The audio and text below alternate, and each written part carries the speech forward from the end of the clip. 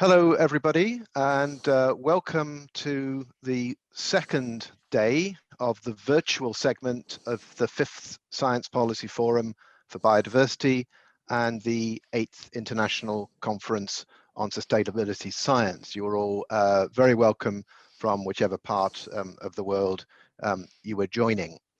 If we could have the next slide, just to introduce myself. My name is Tim Hirsch.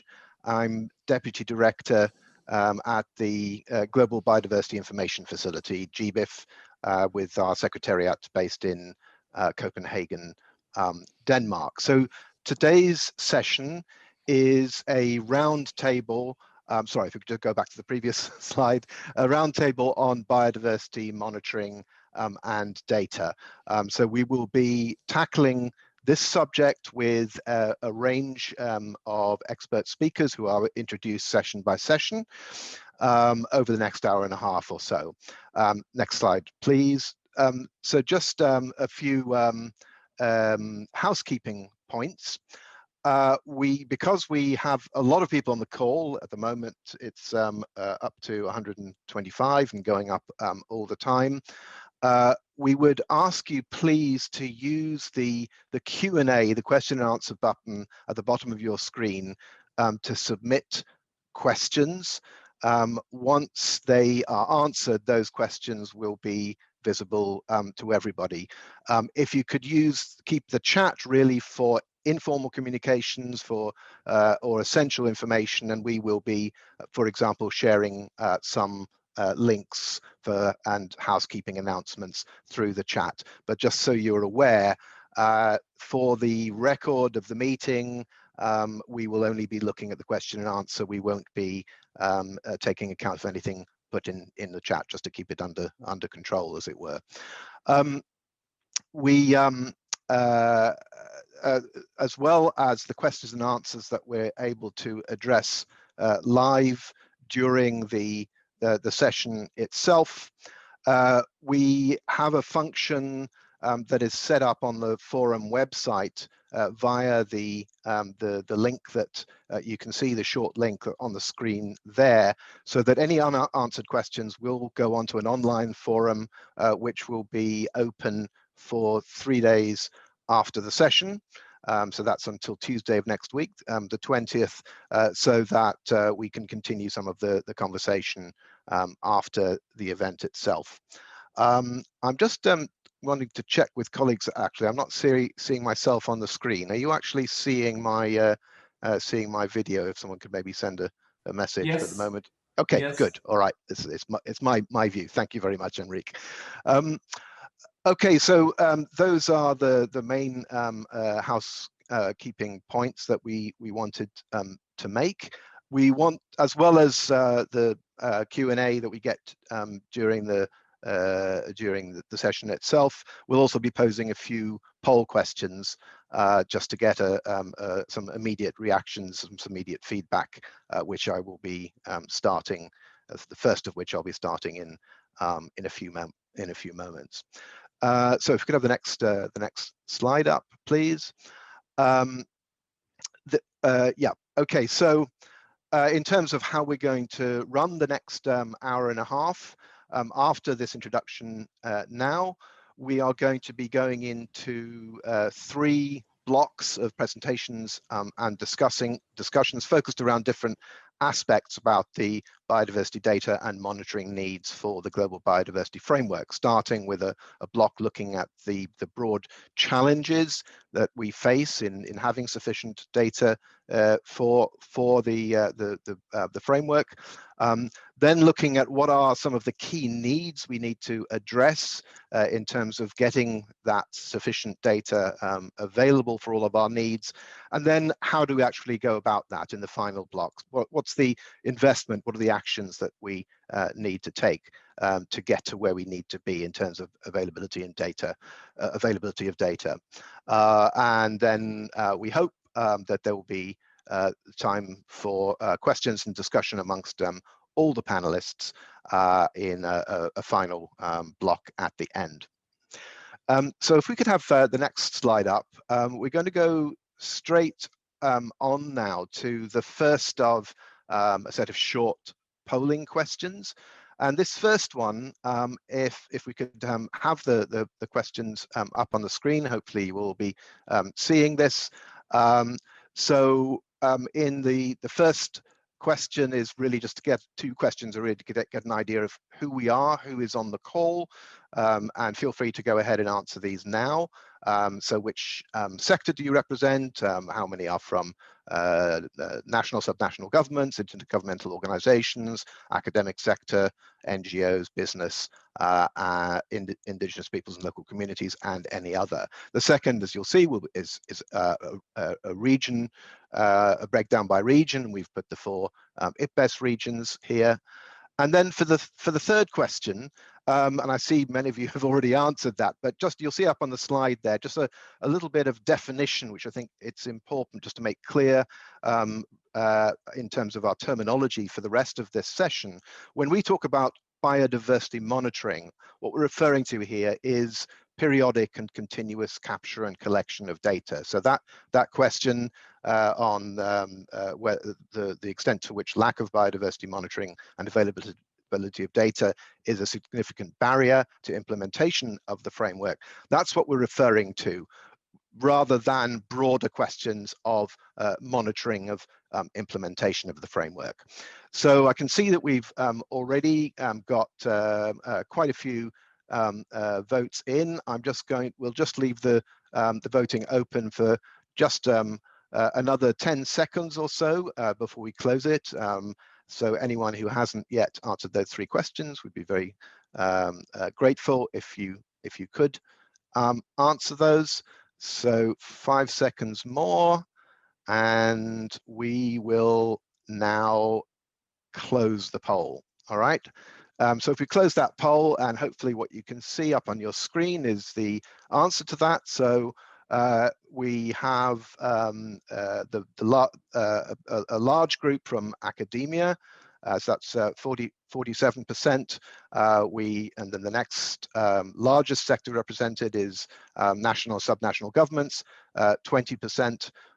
Quite a few from IGOs, and then you can see the smaller representation in the other groups. We have a spread of regions, so we have 9% from Africa, 34% from Asia Pacific, 17% from the Americas, and 39% from Europe and Central Asia. In terms of that, and then in that question, do you regard lack of biodiversity monitoring and availability of data as a significant barrier to implementation of the framework? Well, a very large percentage, 91% of you answered yes to that, which seems that to justify in many ways, I think, the discussion we're going to have over the next 90 minutes. Okay, so I hope that gives a sense of who we all are and our starting point on that big question. And so I think we can remove that results panel and move on into our first session. So for this first session, we're going to start out really framing the challenge. What are the big issues surrounding the availability of data that we are faced with as we move into discussions on the Global Biodiversity Framework? And we have three speakers in this block.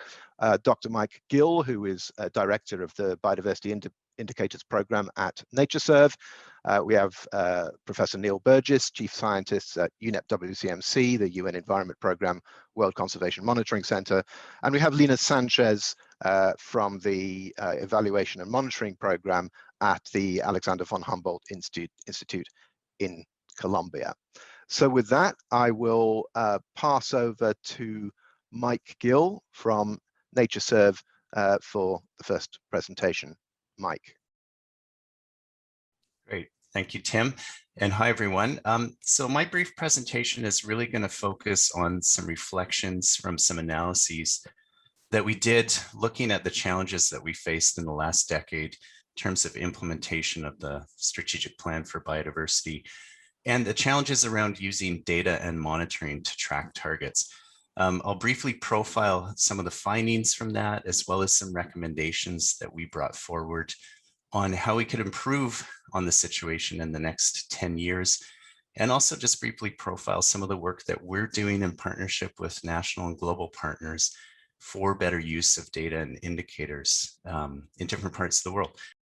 So the retrospective analyses that we did in the past year or so were ones that were done in collaboration with a lot of different partners. The first one really looked at a broad base at the major failures or the major barriers that were the causes for us to fail to reach the ACHI targets. So it was very broad based. It looked at enabling conditions at national scale in terms of funding and implementation and mainstreaming.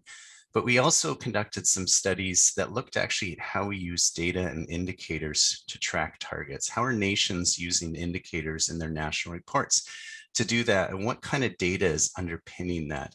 And that's where I'll focus on some of those findings in relation to this session. So there was many different interesting results that came out of this, but we sampled a number of 5th and 6th national reports and looked at how nations were using indicators to report on and track progress towards targets. And of some of the key findings, and perhaps not surprising to many of you, especially working at the national level, is that parties were way more likely to be using national indicators. In fact, nationally generated indicators were used 11 times more frequently than global indicators. So parties were relying on their own data sets to say something about whether they're making progress. You may recall that in the last decade, we had the ad hoc technical expert group, which worked together to come up with a recommended list of indicators to be used. And this list was endorsed at COP13, Decision 28. And when we looked at the uptake or use of that list, we found that in the 5th national reports, about 22% of the indicators corresponded to that list, and it improved slightly to 30%. But still, there was a lot of inconsistency or wide variation in how indicators are being used to report progress. And in terms of what those indicators were that related to that ad hoc technical expert group list, they mostly focused on forest cover, protected area, and species extinction risk, really missing some other core themes that were found throughout the ACHI targets. And perhaps not surprisingly, there was a strong bias towards indicators that said something about targets and goals B and C, with very little coverage of A, D, and E. So all of that really led to perhaps not a surprising finding that there's been a lot of inconsistency on how we track targets at the national scale, and for very good reasons, but that has led to a number of challenges in terms of comparability and being able to actually roll up the aggregate of national progress towards global progress.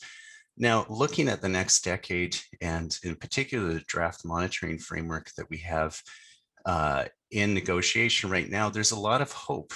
And probably one of the most important elements of this is the idea of headline indicators. And we very much support the idea of a minimum set of headline indicators to try and structure target tracking and reporting across all parties. Also leaving some flexibility to use complementary and component indicators.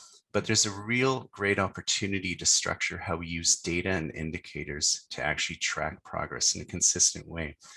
But we should really be using some selection criteria for selecting those indicators. So we really focus on whether those indicators are scalable without bias. So can we disaggregate global indicators to the national scale without introducing a lot of bias? And related to that, are they actually giving locally valid results? Of course, are they fit for purpose to the target? And are they following consistent methodology, data standards, and have sustained biodiversity observation systems that sustain their production over time? We also strongly believe, and this was confirmed through the analysis, is that there's a deep bench of expertise operating at the national scale. There's a lot of excellent indicators that are being used in the national reports, and we need to see stronger representation of national experts in the process of selecting and maintaining and updating indicators for the new framework. And that underneath all of this, we can't forget that indicators are only as good as the data that's found in them.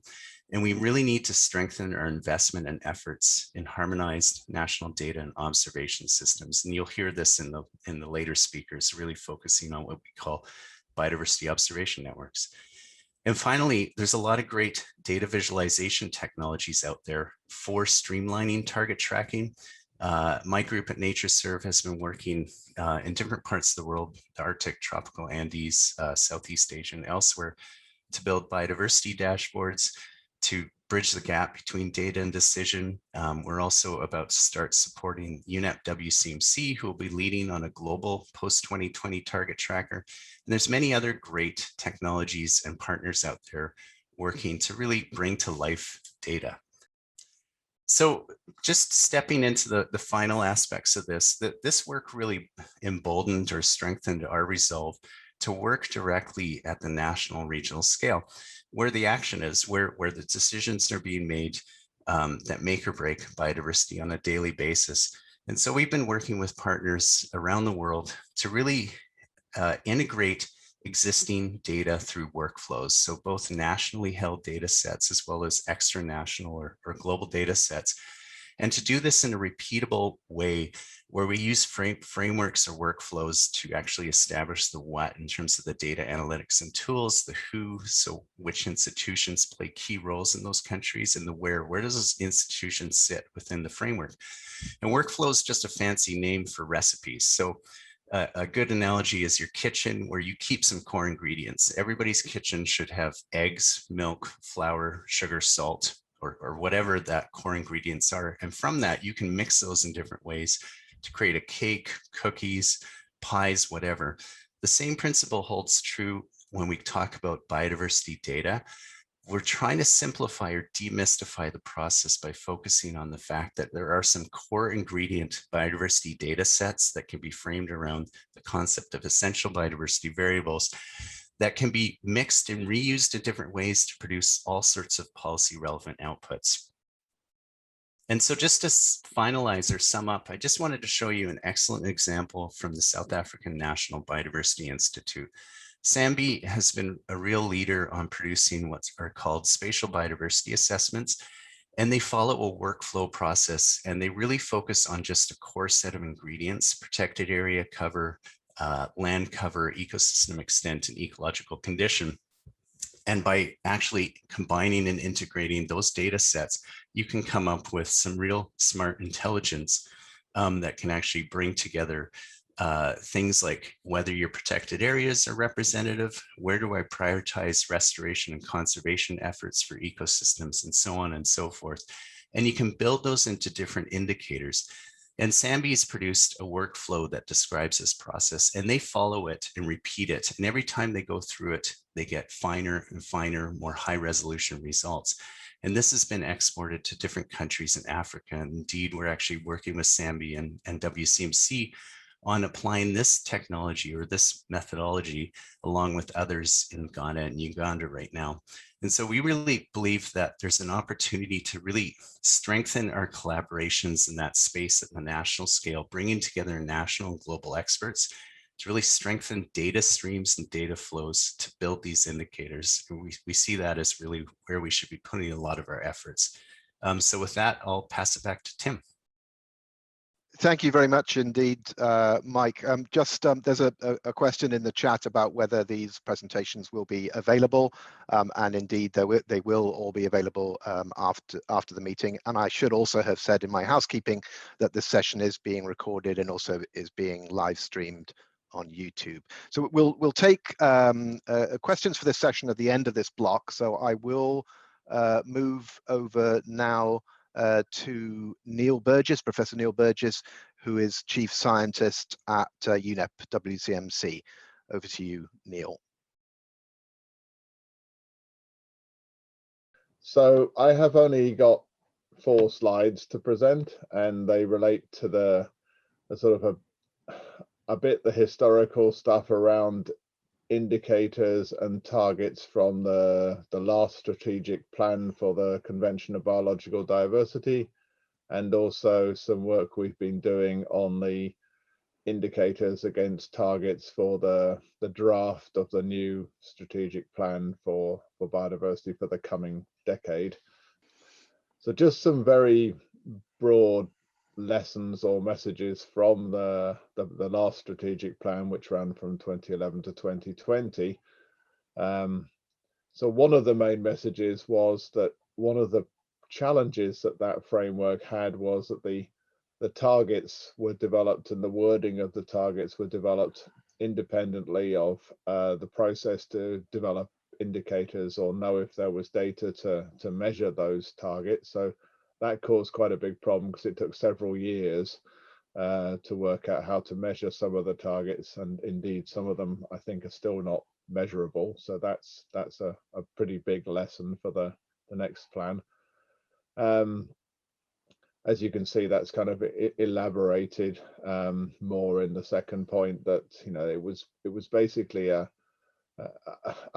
dual process which the next strategic plan needs to avoid. You need to have data available for the agreed targets and the wording of the targets in the next strategic plan to avoid these problems happening.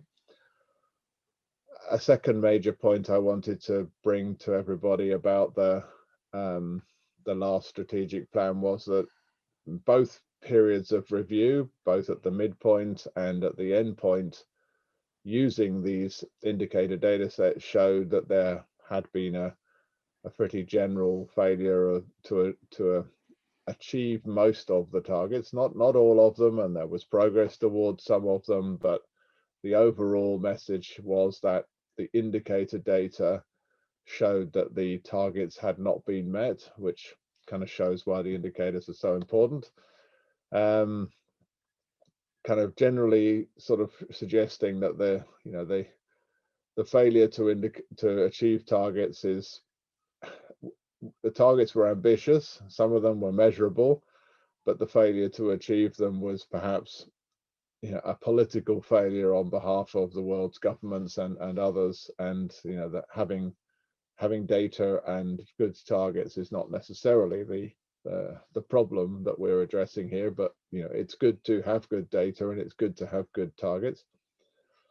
And a general point at the end that if we really want to have these good solid indicator data sets to show progress, to hold countries to account, to show how things are progressing, it takes money. Databases take money.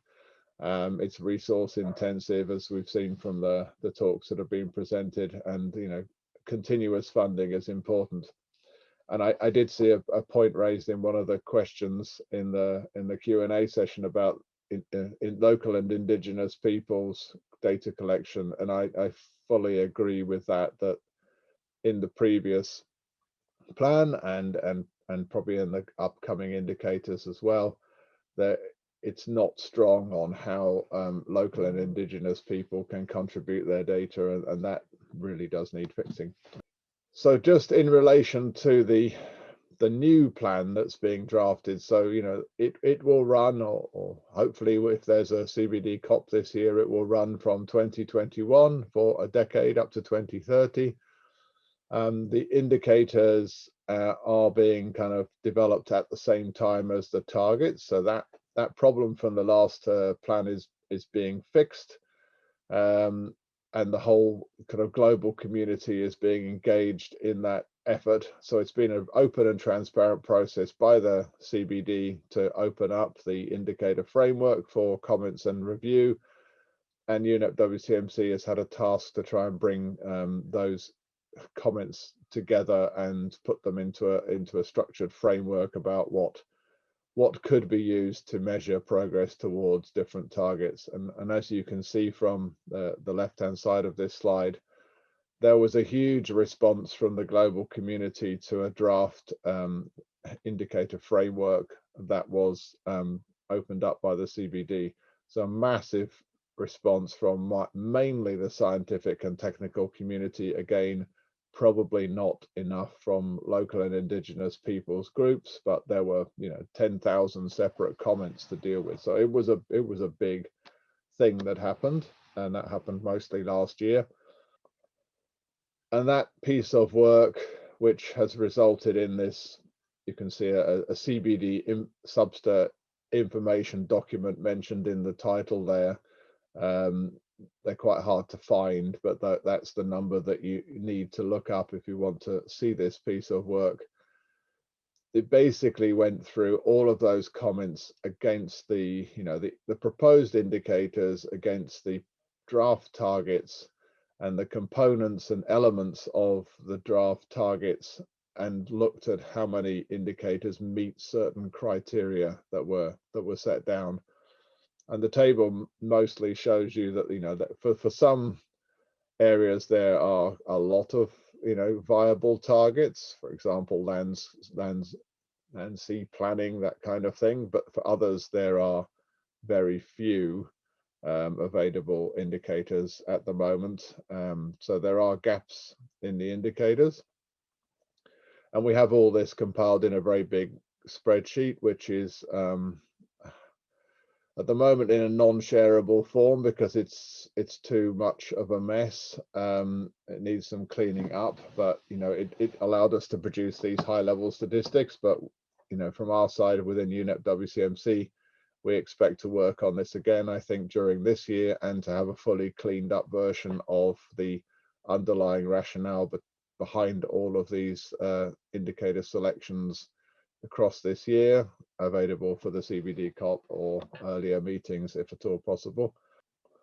Is that there are some very specific gaps in the indicators against the draft targets, and these are obviously worrying because it will be difficult to measure progress for some of those proposed targets if there are no indicators. So sustainable use, nature's contributions to people, so the whole NatCap and nature's contributions to people's side is weekly measured.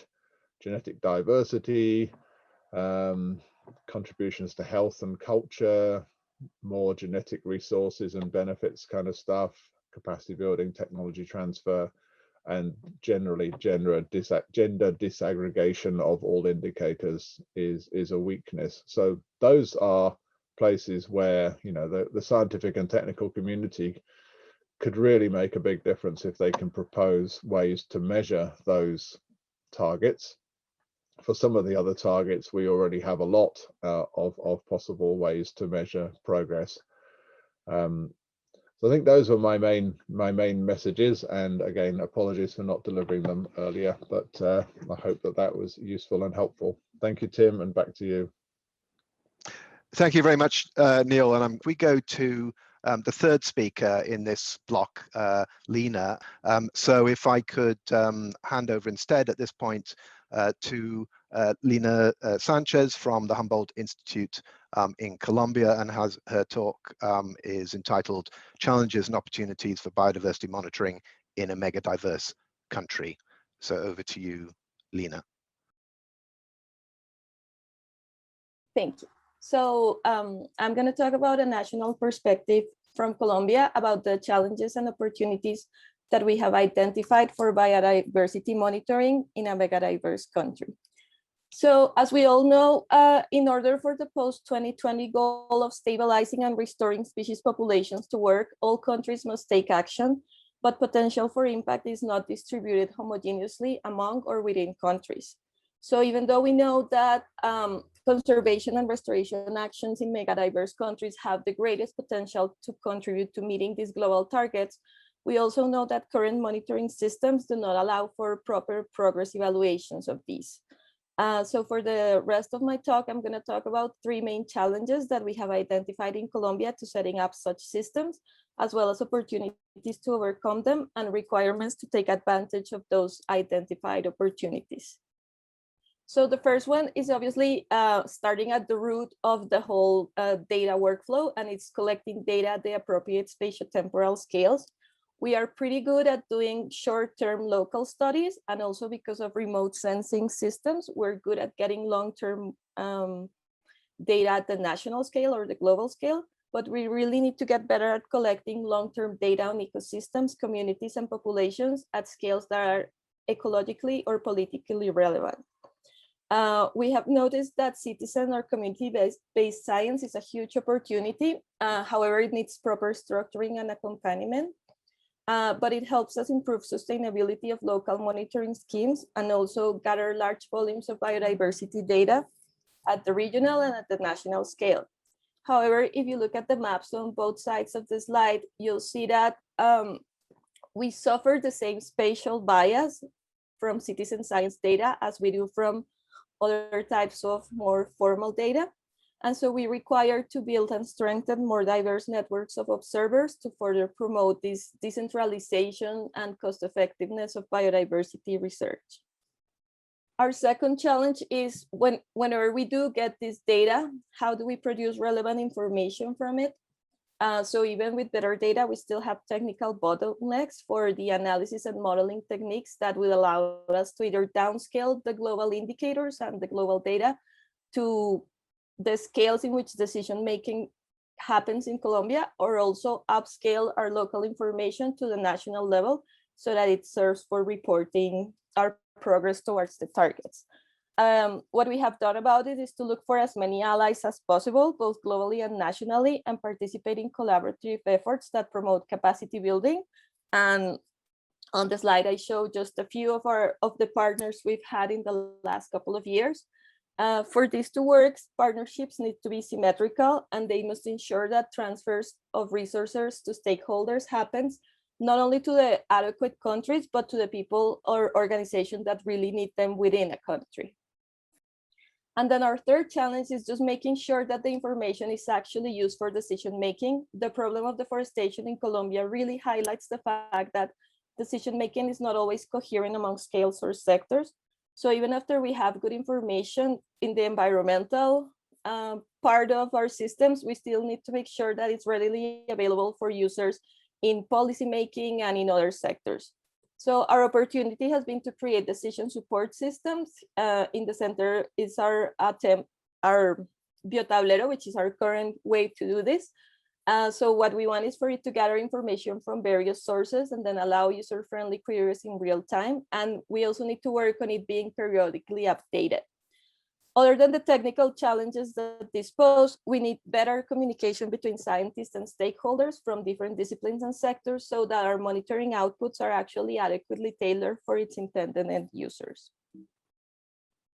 And in the end, tying all this together to monitoring our progress towards the 2050 vision, we really believe that CBD's work has to go as far as helping design, fund, and implement these workflows like the ones that Mike showed to collect, analyze, and report biodiversity data.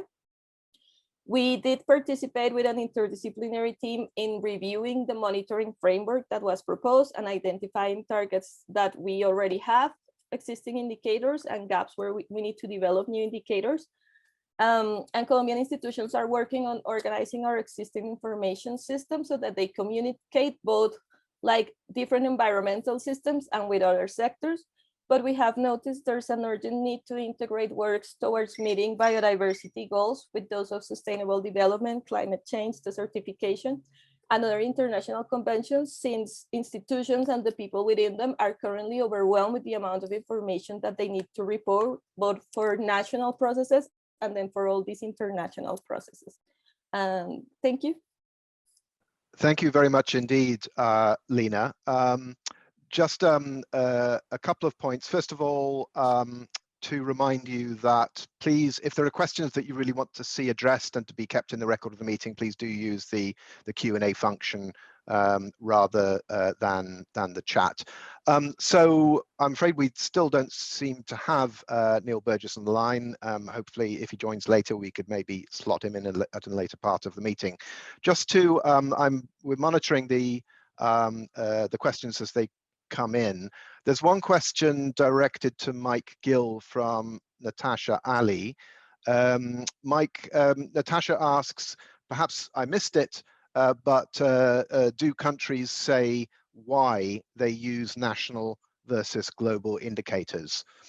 So Mike, would you like to address that? Sure. Yeah, and thanks for the question, Natasha. So that's an important point to flag. The main reason is familiarity and trust, I believe, as well as often the people that are behind developing the national reports are working within the same ministries that collect that data. So it's the most accessible, easy to get. It's been vetted and verified at that scale. And so it's just the obvious source to go to first. And I think we've been able to expose or increase access to other great data sets through things like the Biodiversity Indicators Partnership and the BIP dashboard. But having said that, we're still, I think, inevitably have to work hand in hand between global data providers and national data providers to really build those workflows. I don't see sort of an easy silver bullet out of this other than to really work together at that scale. Thank you very much, Mike. We have a question submitted by Olaiwola Agoro, who says, and this is addressed to Lina, and Olaiwola says, thank you, Lina. In the course of your data collection, what has been the influence of political decisions, or don't you experience that? So maybe a slightly tricky one to answer, but Lina, Yeah. would you like to address that? I think we all experience that. Definitely in Colombia, we notice whenever the government changes, some things may change. But I think the important part of these international conventions is that sort of like when the country agrees to report on something, there's this international pressure to keep reporting whatever the indicator is, regardless of the government that is in. So that helps a little. And it also helps to have all these collaborations, because if you're working together with government and NGOs, international and national, and getting support from different projects, then it sort of like builds a network that is harder to take apart once the government changes. I think the situation would be different if our monitoring system relied 100% on government efforts, but they don't, fortunately. But also, yeah, it varies a lot. So I think this international structure helps with sort of like building a shield to protect it. Okay, thanks. There are actually a couple more for Lina, and I'll probably put these two to you, and then after that, request that the other questions are addressed in written form.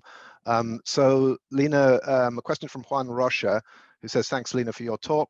Do you know if the Humboldt Institute make data openly available for research purposes? Visualization services are great for communicating to the general public, but is there an API or similar service to access and combine biodiversity data sets with other sources? We do. All our data is open. All our science is open. All our codes are usually posted so that other institutions and people can use it. I'll put up the links in the chat once we are done with the panel. But we do, and the decision support system I showed, Biotablero, is currently available for public use, but it's still under construction. So what we're hoping is to, with all these alliances we have now, get more resources to get it up and running. But it's working, and all our science is open science. Yes, and perhaps I could add as well that in Colombia there's an excellent service which comes under the Humboldt Institute, SIB Colombia, the Biodiversity Information System, which indeed, in terms of the raw data that comes through from species observations and collections, is all made available both at a national level and then also shared through the international network. GBIF and all of that is fully open and available for onward use, including through an API. And then just one final question again to Lina from Yanni Sumila, who says, what are the advantages and disadvantages of citizen science approach of collecting data? So would you like to address that? Very, very quickly, the biggest advantage is that, well, citizens are everywhere, so they can get data collected at a much larger spatial and temporal scales than we could ever get like funding projects from our organizations. So just like the volume and the consistency of data is like, for example, with eBird, right now we have like over 6 million observations, which we do not have in any other monitoring program of any of our other taxonomical groups. people claim that the disadvantage is that there's the concern about data quality. So it's not like you cannot take citizens science data and not process it. It needs to go through a process of revision and checking for accuracy. But when you have huge volumes of data, this is very easy to do. And there's a lot of tools developed right now so that you can do it and then use it in the appropriate way. Thank you very much indeed, Lina. I think let's move on to the next block now. So that wraps up that first block, looking at the data challenges. And we're now going to move into a session focused on the key data needs. So what really needs to happen to meet some of the challenges that we've heard about in the first block. And we have three speakers on this. Professor Andrew Gonnzalez, who is the co-chair of GeoBon, the Group on Earth Observations Biodiversity Observation Network, from the Quebec Biodiversity Center at McGill University in Montreal, which has recently taken over the Secretariat of GeoBon. We have Professor Herique Pereira, who's co-speaker from IDIV, the German Center for Integrative Biodiversity Research. And finally, Professor Alice Hughes, who leads the Landscape Ecology Group from the Chinese Academy of Sciences, Xishuangbanna Tropical Botanical Garden. So I will hand over to Andrew Gonnzalez to give us his presentation. Andy. Thank you so much, Tim, and thank you everybody for coming today. It's a real pleasure to be with you. I think we're all here because we want the new global biodiversity framework to be transformational. But to do that, we must make the best data available as effectively, equitably, and as quickly as possible to the people that need it, right? People are trying to draw knowledge from data to support decisions from the smallest to the largest spatial scales. So today I'd like to focus my talk on something very tangible, on the proposed goal A, and in particular the feature that is connectivity, the role of ecological connectivity and how we can support data to decision pipelines for this particular aspect of goal A, or the proposed goal A. As we all know, that connectivity is a fundamental property of ecosystems, and the fate of populations, diversity, and ecosystem processes depend upon this measure of the integrity of ecosystems. And humans are eroding connectivity worldwide. Images like this one on the right here are a powerful visualization of what's happening worldwide.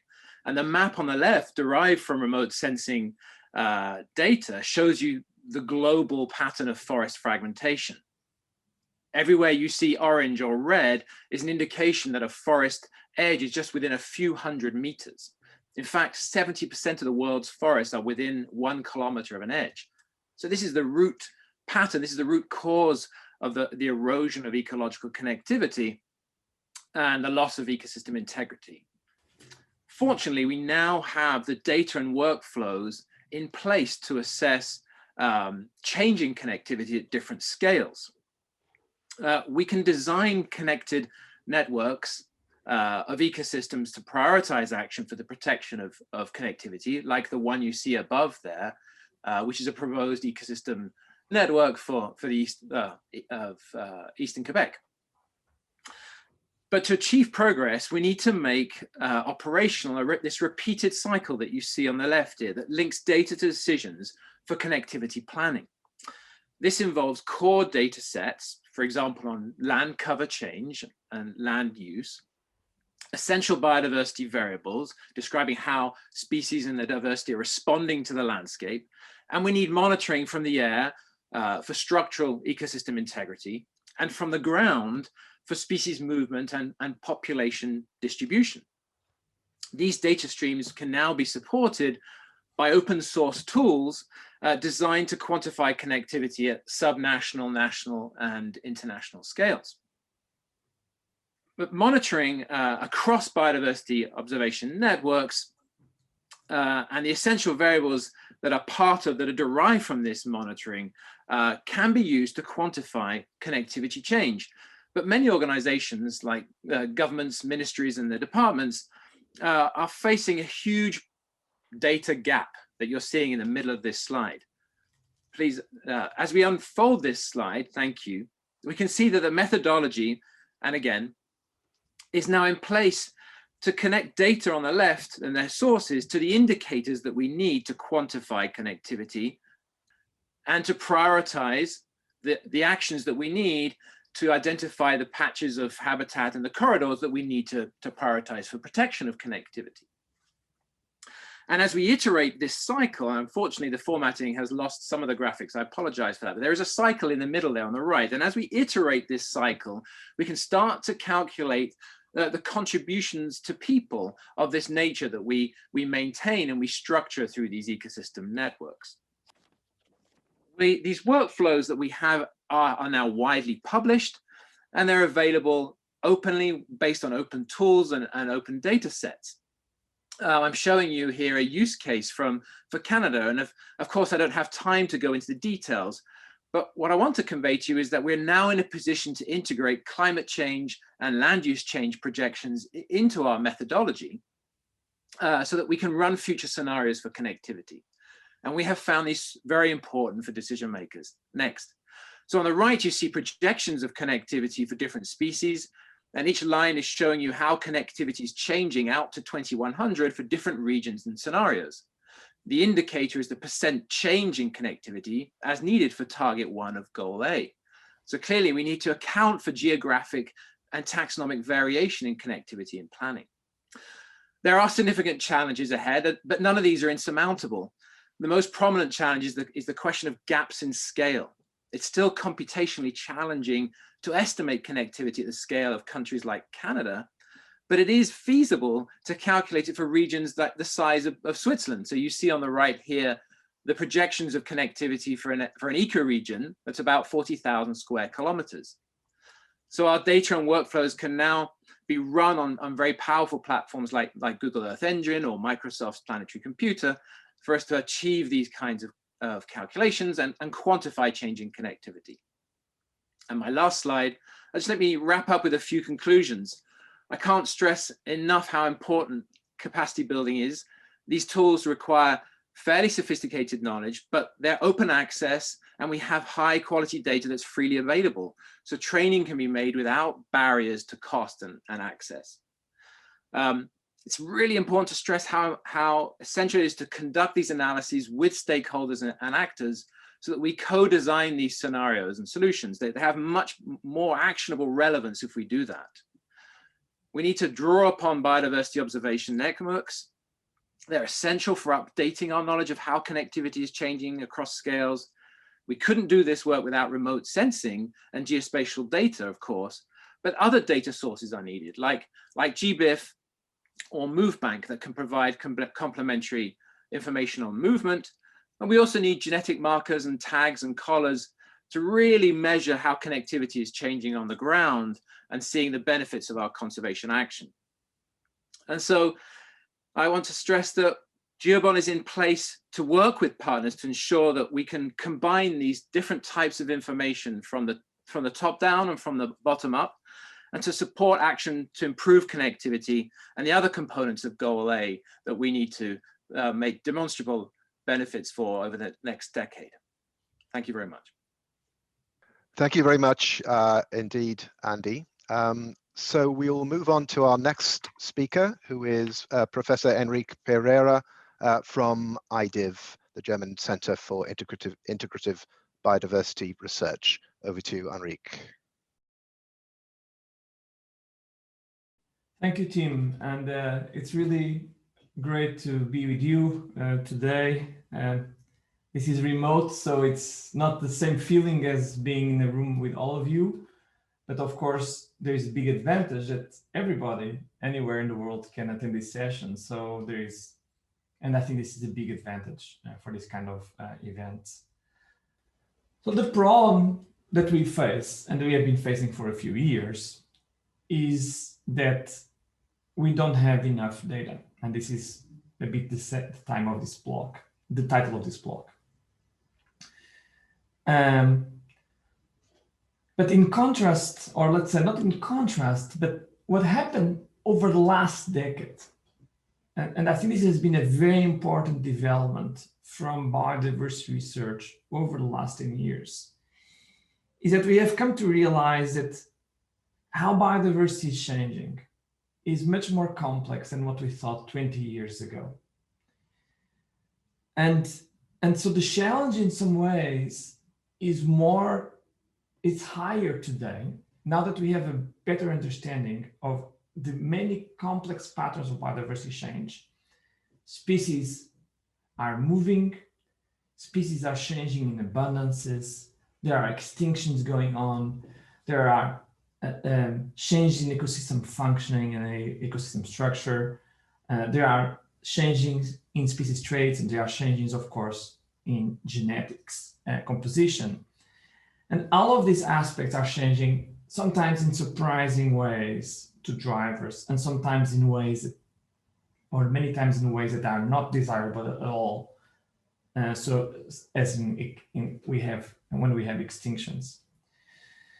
And the problem is, even when you look at the best collections of biodiversity time series, and these are illustrated in the top figure here, an analysis where time series have been compiled in the Biotime database. You see there are many parts of the world where we have no good time series data sets in this database, at least.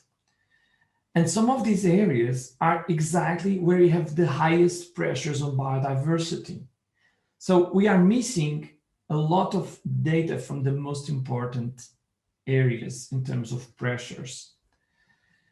And this is going to be something that we can make progress in the coming years in getting more biodiversity monitoring on the ground. We need to do that. We need to have more commitments from countries to biodiversity monitoring. But we also need to work in making the best possible use of the available data by combining data, by using models. And this is what we propose in the essential biodiversity variable concept that Gill has been developing. And the idea is that we will always have gaps in biodiversity observations. In the top left here, we have two, let's say, maps at two time steps, at initial time step and the second time step. And we have in situ observations of biodiversity.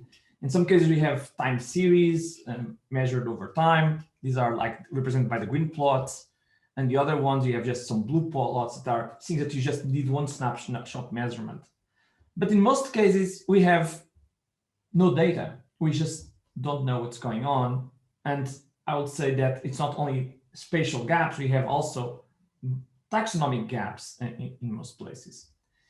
The only way to address that is by calibrating models that use remote sensing data to predict what is happening to different aspects of biodiversity in space and in time.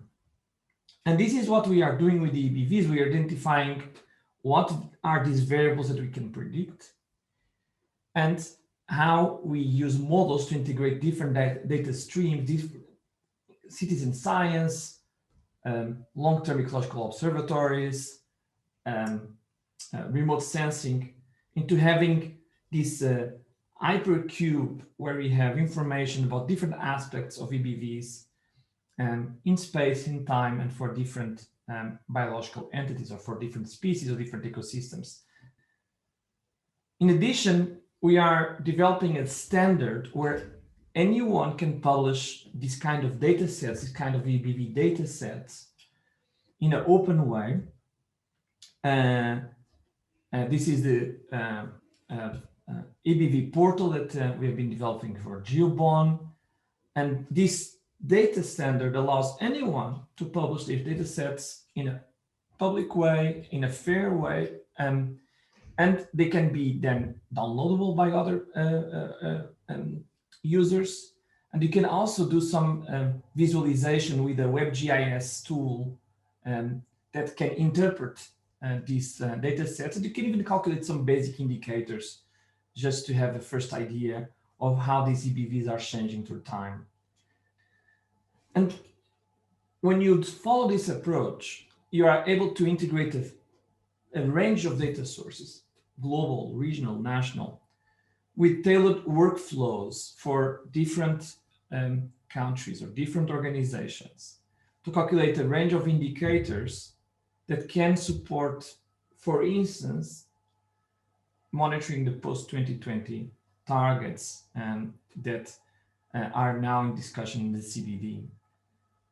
This approach is exactly what we're doing now in Europe. The European Commission has asked or has commissioned us to design a European biodiversity monitoring system around the concept of essential biodiversity variables. And we are doing this with 15 partners across Europe. And the idea is to integrate these multiple data streams, remote sensing, citizen science, site-based monitoring, regulatory monitoring, to produce EBVs that can then be used for indicators and policy scenarios. And so I think we're going to be seeing a lot of exciting developments in the use of essential biodiversity variables, not only in Europe, but in other parts of the world, as mentioned in several talks in this session in the coming years. Thank you for your attention. Thank you very much indeed, Herique. I'll move now to the final speaker in this block, who is Professor Alice Hughes from the Xishuangbanna Tropical Botanical Garden in China. Over to you, Alice. So when we're thinking about global data needs, we need to clearly understand if we have the data. In the last decade or so, we've moved from a situation where everyone said, well, we don't have the data, we're data poor, to often being considered data rich. Yet understanding how useful and how representative that data is essential if we're going to use it effectively. For example, whilst we've now got more than 1 billion records on GBIF, much of this data, in fact, around 90% of data is within 2 or 2.5 kilometers of a road. And most of this data comes from a very limited part of the planet and similar ecosystems such as certain temperate woodlands. This means when we're using that data, obviously it's only going to tell us a relatively limited amount about some of the world's most diverse ecosystems. And understanding the limits of this data and the limits of sensible use is essential if we're going to use it to design meaningful biodiversity targets. An alternative form of data which is commonly used for biodiversity assessment is that of the IUCN, BirdLife, etc. And yet this data too also contains inherent biases. The figure you see here is something we currently have in press, which is looking at global biases in the IUCN and BirdLife data. What we show is that a huge amount of this data is biased towards political boundaries. Within some areas, over 60 species within certain taxa having their species range boundaries going up to a political border. In other parts of the world, you can see, and what you can't really see the bottom line of there is C. In the reptile data, there is a clear gridding of 50 to 100 kilometer grids in species range boundaries, which is not made apparent if you download that data. And in other parts of the world, what you see there is different types of range boundary used. For example, in the amphibians, commonly county boundaries in the US are used, but nowhere else in the world. Without understanding the limits of data, our ability to use that data to inform policy and practice is limited. So it's crucial to understand what data we have and what it means in order for us to use it effectively. So when we're thinking about the data, the first question we need to ask ourselves in any form of use is, does this data allow us to develop meaningful priorities for any form of problem we are trying to solve? What we'll normally see is that there are massive data gaps. What you'll see in that figure there, something we published last year, was looking at data biases in global bee distribution. DB refers to database, and the bottom panel is from a checklist. What we can see is when we aggregate almost any form of data, unsurprisingly, we have the most data from the developed world. That means when we develop priorities, we overemphasize the importance of areas for which we have data. This is not unsurprising. And yet we need to develop global priorities, and that means we need to find sensible ways to understand the limits of data. Furthermore, when we're trying to look at alternatives, as you saw in the last slide, it's often hard to find a reliable alternative without collating additional data. That doesn't mean data is not there. It means that data is not always available. On the last slide, I talked about the fact that the majority of data is from near a road. And as one of our first speakers said, citizen science collected data is often essential. And yet this data is not necessarily representative. It often misses out rare species, and of course it's from areas that are easy to collect from. We need to move forward to prioritize the collation and sharing of data, not only from citizen scientists, but from experts all over the world. And organizations like GBIF have gone a long way towards releasing that data and making it available. Having a clear, empirically collected data is essential. And organizations such as Conservation Evidence, you can see the link there, are going a long way towards gathering best practice data to enable the information needed to inform conservation decision-making is available to those who want to use it. Next slide, please. So in order to build standards, we need to understand where we have the data. At the highest resolution, that typically used to build models, less than 1% of the world, when we consider both land and sea area, is actually sampled. Those areas that we have data from, we often have abundant data, but it's not representative of areas that we don't have data from. And this is publicly available data based on OBIS and GBIF, which are the major data repositories for the land and the ocean. When we use this data well, it can help us inform policy. The map you see there is a priority assessment for mammal distribution in Southeast Asia, built by basically collating data and building models to help us identify areas that are in need of protection. But to use this effectively, we need to develop clear, coherent standards. These standards should not only be applied to the data that scientists are collecting, but also needs to be part of countries' national biodiversity action plans, so that when we collate new data, especially if that data is from government-funded sources, it is standardized and it is comparable. Furthermore, whilst journals are now going some way to making data sharing essential, we need to move away from the fragmentation of data we are seeing. Any of you listening on this call who have seen that we have these open data standards will probably have uploaded your data to one of a dozen different data repositories. When that data is not centralized and when it is not standardized, we cannot use it in the most effective way. We also need to think about other forms of data which can be useful. The slightly complex figure you see there is based on building neural networks and deep learning approaches to identify species based on other forms of data, in this case bioacoustic data, to help provide additional indices for monitoring biodiversity, because it's not just enough to know where species are at any given time, but in order to monitor these areas, we need to have ways to share these more diverse forms of data so we know where species are and how it's changing over time, to provide us with the metrics to assess where species are and see how we're moving towards biodiversity targets. We need to also be aware that no data is ever going to be perfect, but in any form of assessment using any form of data, we need to understand the limits of sensible use. And the more we see downloading of data in various publications, we see that often data is misused. If we don't understand the caveats and the assumptions of the data that we are using, it's likely to be misused and misinterpreted, and this can be dangerous. The figure you see at the bottom there is based on IUCN's data on bat distribution, showing biodiversity hotspots in Southeast Asia. You can see based on this data, apparently all of the bats in Southeast Asia are following political boundaries.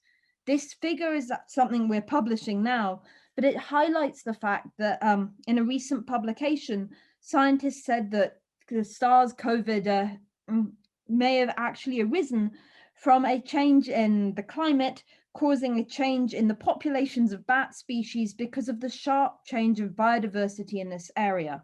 In fact, there is no sharp change in biodiversity. It's a legacy of the data.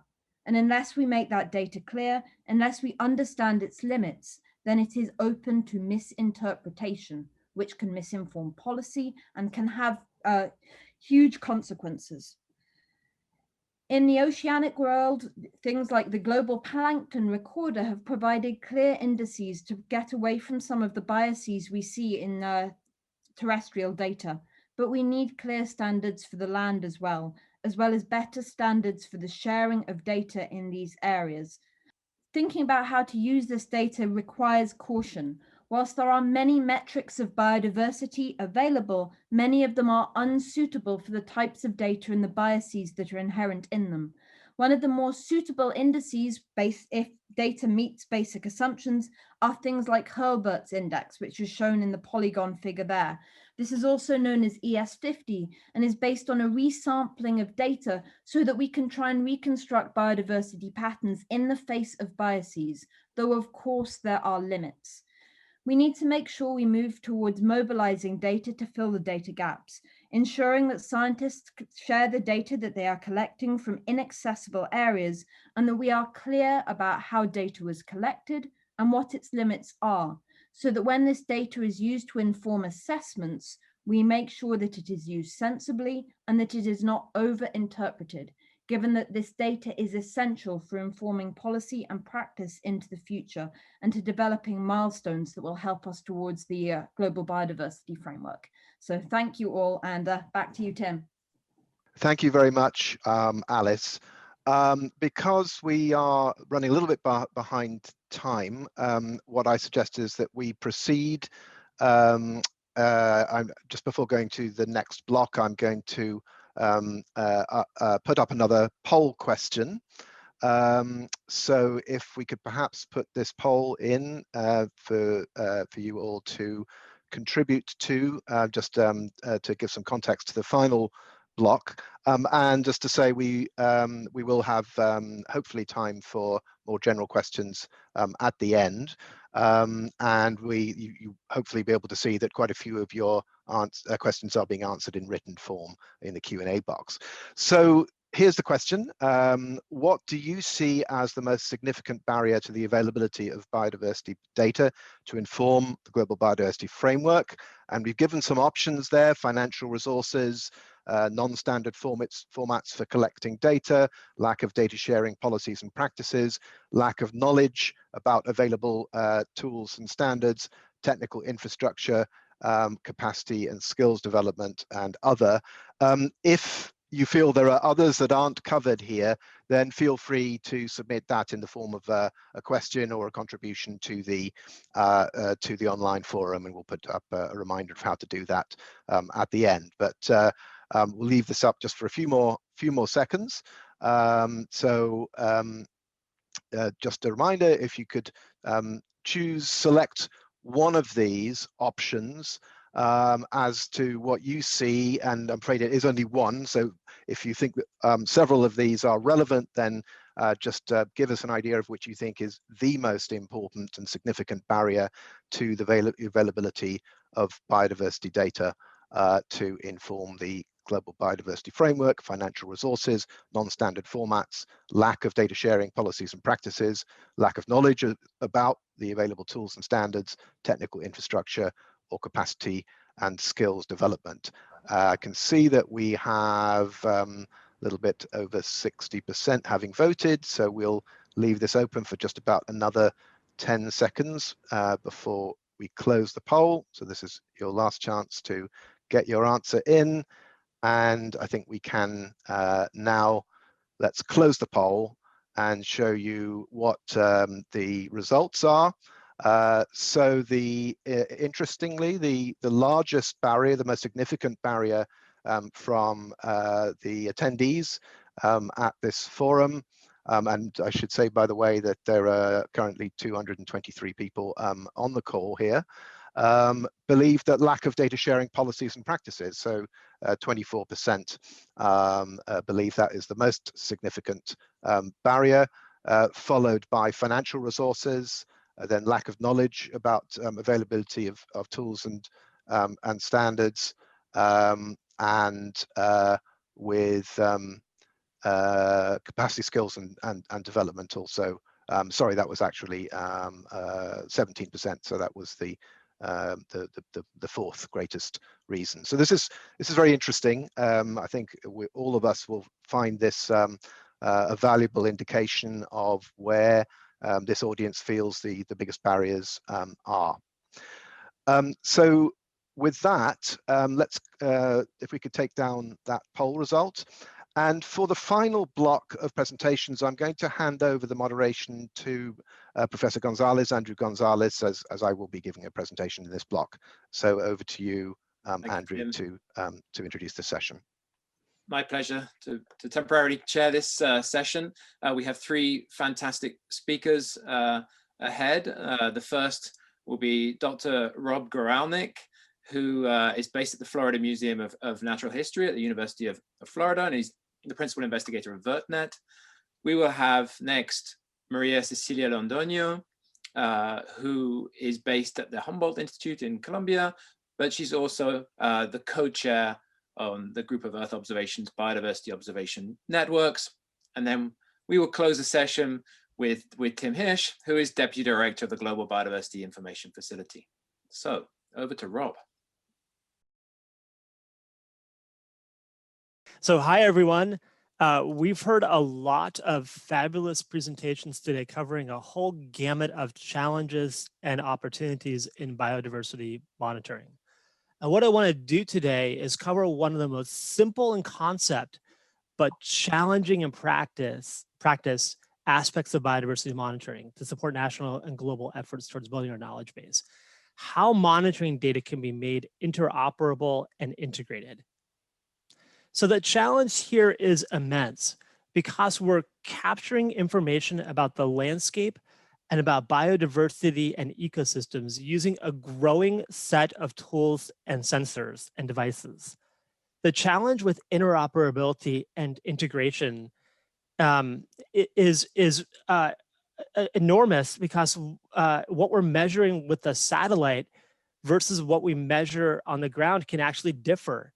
And this means we need to worry not only about horizontally integrating data of the same type, but actually vertically integrating data across types.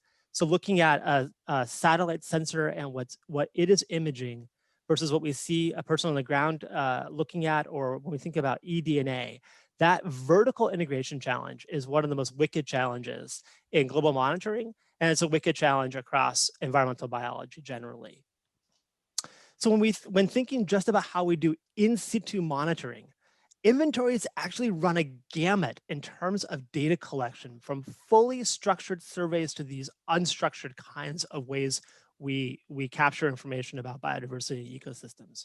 And I mention this because we tend to think about monitoring as all of one type, but really it's not. And while there's an enormous growth in, say, community science data from unstructured efforts, you can think about projects like iNaturalist, which have global scope and are enormously successful and important. The data we often need in monitoring change that isn't overwhelmed by the biases that Alice and others have mentioned in terms of data collection really comes from semi-structured monitoring, such as eBird, or from fully structured monitoring, which is also the most expensive and typically at the smallest spatial extents and requires the most amount of expertise. And so when we think about the structured to unstructured continuum, we need to think about the different challenges with people, capacity, and being able to bring these data forward for use downstream in models and to have that knowledge generation move to action. Even more challenging, we really do have the tools for global sharing of unstructured data via the development of ratified and extremely well-used standards, such as the Darwin Core and ABCD. These have all been developed through community practice and process efforts. It's really been a huge sea change in my career to watch these standards take root in our communities. But those models and standards only partially support the sharing of monitoring data. They were really developed from the natural history collections communities where I live, but they're not necessarily able to capture all the kinds of information about how we sample and the process that we do when we make an inventory or survey And that leaves an enormous gap in our ability to assemble a national or globally coherent data resource or knowledge base. But the models for allowing at least some interoperability across monitoring schemes is absolutely achievable. And a simple schematic here will just bring that point home, that we can report on a set of inventory process metadata that nearly all structured or semi-structured schemes share, where an inventory process happens in a survey location using a set of survey methods and protocols, a set of survey scopes, and the output of the survey process itself, which can be a list of species presences and undetections or species abundances. And so very simple models can encapsulate a general view of how we can report on a survey or inventory process. So what we're doing now is trying to formalize this effort as a ratified extension to the Darwin Core that can be used to help share information that brings monitoring data into existing large networks of global data already being built by international organizations like GBIF, and that at least provides a minimum information vocabulary. And that effort to really develop that standardization process and think about it in the context of being able to interoperate and integrate data is really critical for being able to kind of have that global view of what we know about change, right? We can't really bring this data together and integrate it properly unless we have interoperability at the heart of what we're doing. And again, to just bring this home and clarify that this is actually work that is leading to outcomes that will be hopefully palpable really soon, just to show you sort of the general idea of how this Humboldt extension will look. What we have here is really just a vocabulary that allows reporting on those key concepts we just discussed, such as geospatial scope, habitat scope, temporal scope, taxonomic scope, methods, and this ability to report on effort. And at heart, this will help us assess how complete surveys are, which itself is really critical for best use of these kinds of monitoring data and downstream modeling steps and producing knowledge and hopefully producing that knowledge to action cycle. So I'm going to leave it here. I think we have plenty of time, hopefully, to talk more down the road. And I'll thank you for your attention and turn it back over to Andrew or to María Cecilia. Thank you. Thank you, Rob. That's great.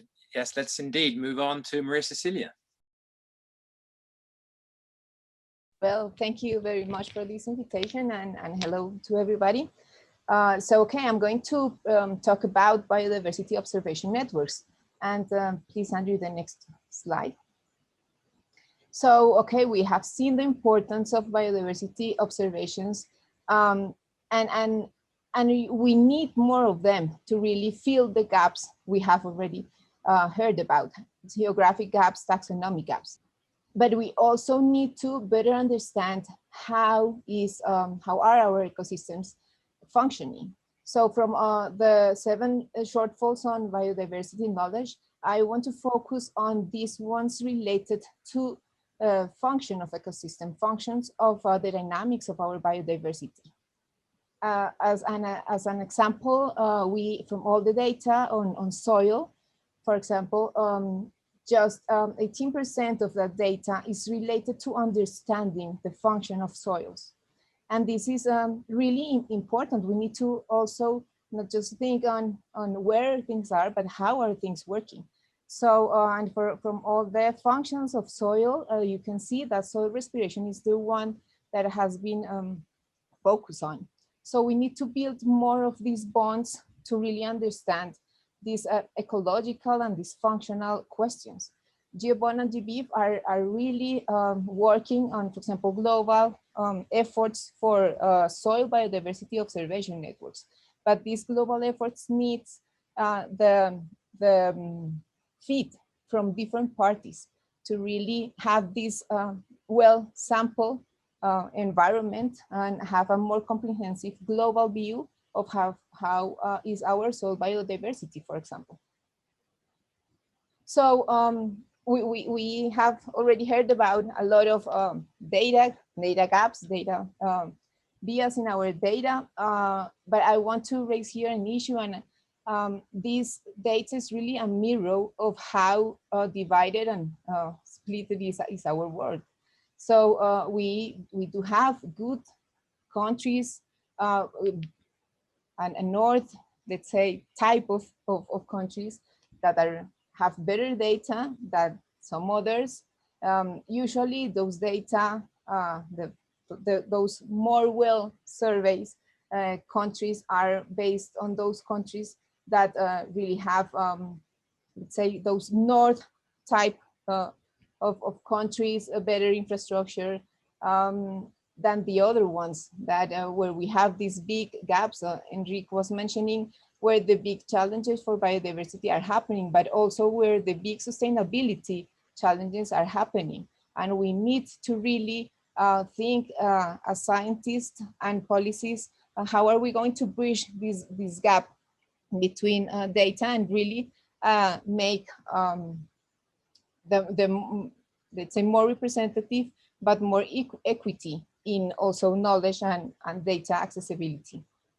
So through this biodiversity observation network idea, GeoBond really thinks, okay, every topic and every country, every region needs to have this learning cycle where they have, or they can collect data, produce their own data, but at the same time, produce the ABBs, produce the model, forecast what is going to happen to biodiversity, and deliver those to the policy makers and decision makers.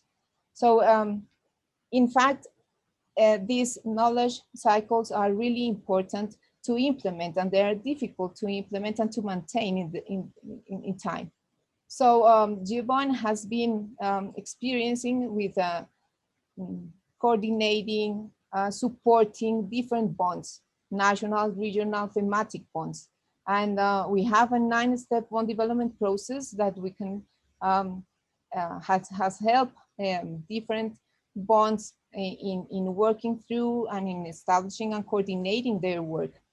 And we really think Target 19 needs to specifically address the need to improve biodiversity monitoring, calling for the implementation of these biodiversity observation systems in marine, terrestrial, but also at national, at regional, and in different thematics, where we know that we most need the data.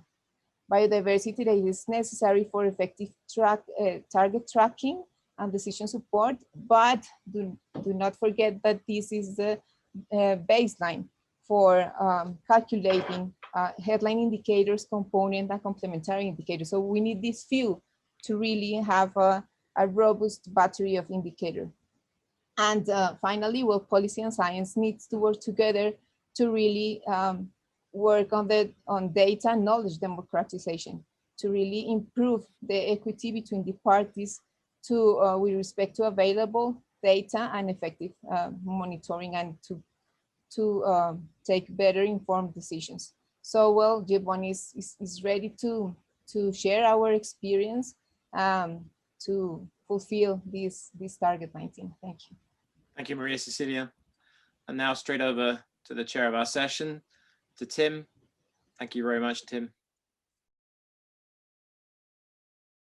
Thank you, Andy. So I'm going to give a final presentation in this block, looking at some of the key components of what we describe as the data investment that's required, and also some, I think, exciting areas of development that provide us with options for filling many of the gaps that have been highlighted by previous speakers. If I could have I think it's worth just reminding this audience that there is already in place through a decision from COP13, so decision 1331, a set of voluntary guidance recommendations. It's an annex to that decision that gives some of the key headlines, if you like, of the toolkit, the package that needs to be put together to help us to improve the flow of data for the purposes that have been described. So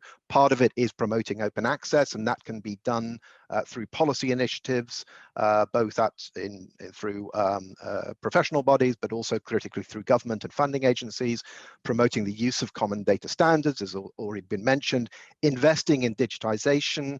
There is a cost clearly to that, both in terms of releasing, unlocking data that are in collections and also disconnected data from surveys. Enhancing capacity is absolutely fundamental. And something I'll tackle within this presentation, a big opportunity in greatly increasing data sharing from the private sector, as well as from the national point of view, engaging with networks such as GBIF, GeoBon, OBIS in the marine field, because there is so much experience that organizations and professionals are really willing to share across the world. And I think through our organizations, we can give a sense that you're not alone, that there is so much that's been developed and invented that means that each country doesn't have to start from scratch. Just a reminder of one of the key reasons why do we need common standards, common informatics standards, if you like, a common language to express data.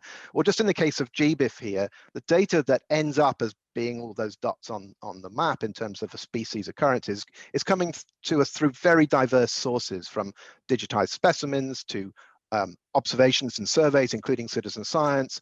It's being extracted from literature. Andy already referred to satellite tracking of animals, for example, and increasingly environmental DNA. But the only way that we can really make full use of all that diverse forms of evidence is to encourage and enable those who have possession of that data to be sharing it in forms that can then facilitate onward use. Capacity is at the heart of all this. GBIF, through various partners, including, for example, through the European Union, which through its cooperation and development arm is funding a program called Biodiversity Information for Development, which supports data mobilization and use for sustainable development in Africa, Caribbean, and the Pacific. This has just gone into a second phase. And we've been tremendously encouraged that by the way that with a relatively modest amount of investment, we're bringing together institutions across all of those regions from dozens of countries, all of which are absolutely prepared to share data using those common standards with sufficient knowledge and training and building of capacity to develop the relevant skills. And you can see on the right, that map there just shows a representation of the distribution of some of the data that's been published through over 60 projects within that program. And we have a similar program funded by the Ministry of Environment of Japan, the Biodiversity Information Fund for Asia, which Alice mentioned as well. So these are grants, relatively small grants that go to projects at institutional, national, and regional scales to help mobilize data that are in collections or in surveys, put them together, and help to apply those in a policy relevant context. And a key part of all this is building up communities of practice, so building up the basic skills and to show both the tools and the advantages of sharing of data through a system of training and mentoring. And what's very encouraging, I think, as we go through these programs is once we start out, you find that mentoring is coming from the more experienced countries that already know a lot about all of these tools. But very quickly, we're finding new professionals, often young professionals, who quickly get trained up and themselves become mentors and trainers in their own region. Mobilizing data from the private sector, I think, it's one of the real opportunity areas which I think is starting to really gain traction. What's the issue? Well, the fact is that, as we all know, the environmental impact assessment process generates a lot of biodiversity data. On the whole, it tends to remain either hidden, it's discarded, or it's disconnected, it's inaccessible. And what we've found, and we recently published a guide to help the professionals engaged in environmental impact assessments to understand both the tools and advantages of sharing data. And we're also working with colleagues at AFD, the French Development Agency, in a program called Data for Nature, which is generating interest from the development finance and the development aid community to demonstrate the leverage that is available through that financing to generate data. And in some cases, it can be, for example, attached to loan conditions to say that data sharing, which after all should be regarded as the social license to operate in the private sector, is brought into the global commons, and also supports efforts of mainstreaming through the connection that brings then with the private sector's growing interest in biodiversity. Next slide. Another really important and also extremely exciting area of development is the extent to which data that starts out through a variety of processes involving sequencing becomes available to join this pool of knowledge that's coming to us from all that variety of sources. And it is in many ways, I think, a new frontier for exploring biodiversity distributions and trends. And you can see some examples on the right there of some of the networks that we've been working with to ensure that, for example, with existing sequence databases, where there is information relating to the taxonomy, spatial occurrence, temporal occurrence, that is sitting there inside sequence databases, that can then be unlocked through matching them up with the standards that put that data, if you like, DNA first data, alongside data that's collected from more conventional sources. And one outcome of this is it's an opportunity to bring the coverage of data to a much broader part of the tree of life, so that in particular microorganisms, arthropods, fungi, etc. There's a tremendous amount of data that can come through that sequencing of the environment, if you like, that can add to our global data set. So those are the main points I just wanted to make in this presentation.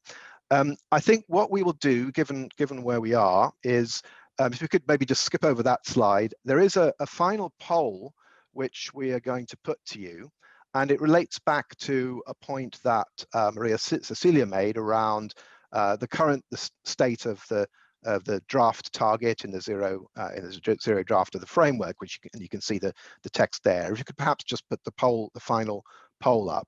So given that wording that you can see on the slide there, we're going to ask this audience whether you think that the new Target 19 should include an explicit reference to the development of biodiversity monitoring systems. And I would just add there that this is an anonymous poll, so don't worry about preempting any national positions that you may be taking to the CBD. We're only taking the numbers. So really, this is just a way of gauging, particularly after having heard these presentations, gauging a sense in the room, if you like. This is after all a big round table, of whether you feel that based on that existing draft Target 19 text, there could or should be more explicit reference to the development of biodiversity monitoring systems. We'll just leave that open for a few more seconds. I can see we've got nearly 60% having voted, and I'll do a countdown before we close the poll. So 5, 4, 3, 2, 1. So we've closed that poll, and here's the results, which is that 82% of those who responded on this call feel that there should be an explicit reference to the development of biodiversity monitoring systems in the final version of Target 19. So we are pretty much up to the time that that this session was due to finish. However, we've been told that we are able to run over a little bit. Obviously, we don't want to keep you too long, so I'm just going to make some closing remarks. First of all, obviously, to thank all of the presenters for, I think, a really great variety of presentations, and thanks all of you as well for taking part both in the polls and for putting in some very interesting questions. If we could just put the last slide up. There are, as you will have seen, quite a few of the questions that you've submitted have been answered live during the session, but all of the unanswered questions will be transferred over to this virtual forum space, and you can see a short link for it on the screen there, and I can see that we've also put it in the chat link there, for where we will encourage the panelists to look and respond to those unanswered questions, and please feel free to go and continue the conversation there. We will keep each of the session forum spaces open for 3 working days after the session. So in other words, in our case, that forum space on the event site will remain open until Tuesday, until the 20th of April. All presentations will be made available, and indeed, I assume also that the YouTube video will be accessible as well. And so it just remains for me to notify everyone that this series of virtual sessions on the Science Policy Forum will continue next week. So on the 19th of April at 6 a.m. East Coast time for North America, and the title of that session will be Harnessing Science, Technology and Innovations to Support the Implementation of the Post-2020 Global Biodiversity Framework. With that, I would just like to again thank everyone for their attendance and wish you a very good morning, afternoon or evening, whatever it is in your part of the world. So thanks very much and goodbye.